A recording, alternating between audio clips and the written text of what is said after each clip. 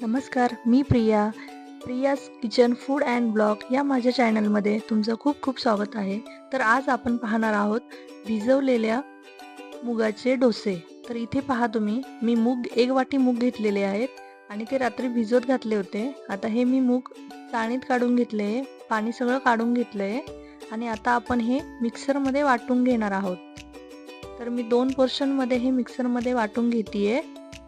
आणि मी इथे 4 मिरच्या, थोडेसे लसूण आणि 1-2 तुकडे आल्याचे घेतले. तर आपण 2 पोर्शनमध्ये बारीक करतोय, त्यामुळे मी 2 मिरच्या, थोडा लसूण आणि आलं यात घातले आणि थोडंसं पाणी घालून आपण हे छान वाटून घेणार आहोत.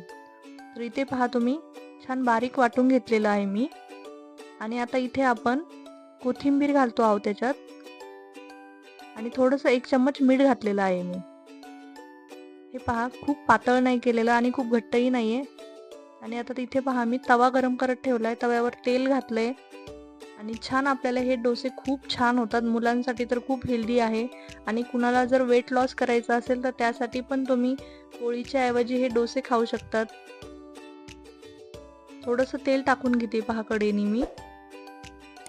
आणि असेच नवीन नवीन हेल्दी आणि टेस्टी रेसिपीज पाहण्यासाठी माझ्या चॅनलला लाईक, शेअर आणि सबस्क्राईब करायला विसरू नका. तर इथे पहा, आपला डोसा छान भाजलेला आहे, बिलकुल खाली तव्याला चिटकलेला नाही, एकदम मऊ लुसलुशीत झालेला आहे. मुलांना तर खूप आवडतात वेगळं काहीतरी. रोज भाजी पोळी खाऊन मुलंही कंटाळतात. तर इथे तुम्हाला मी अजून पण डोसे करून दाखवते. पहा, एक पण डोसा चिटकणार नाहीये आणि खूप प्रोटीनयुक्त, थंडीचा तर खूप हेल्दी नाश्ता आहे हा.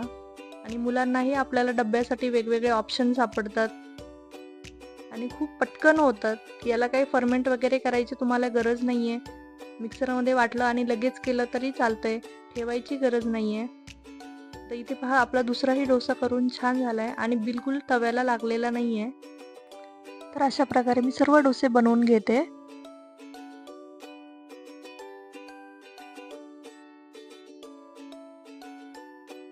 आणि किती छान पसरतोय पहा डोसा. बिलकुल तव्याला लागत नाहीये, चिटकत नाहीये ते. आणि इथे पहा, आमच्याकडे चटणी व्हायच्या आधीच हा आमचा आयुष आहे, तो सुरू झालेला आहे. आणि इथे पहा, मी चटणीसाठी घेतलेलं आहे ओलं खोबरं, कोथिंबीर, हिरवी मिरची आणि मीठ. आता इथे मी हे सगळं वाटून घेतलंय आणि यात थोडं मीठ आणि लिंबू घातलंय. आता इथे आपण चटणीचा तडका तयार करतोय. मी तेलामध्ये मोहरी आणि जिरं घातलंय. हे छान तडतडलं की आपल्याला आपल्या चटणीला तडका द्यायचा आहे. आणि ओल्या खोबऱ्याची चटणी छान लागते याच्याबरोबर. मुलांना तर याचीही गरज पडत नाही, ते तसेच सुरू होतात खायला.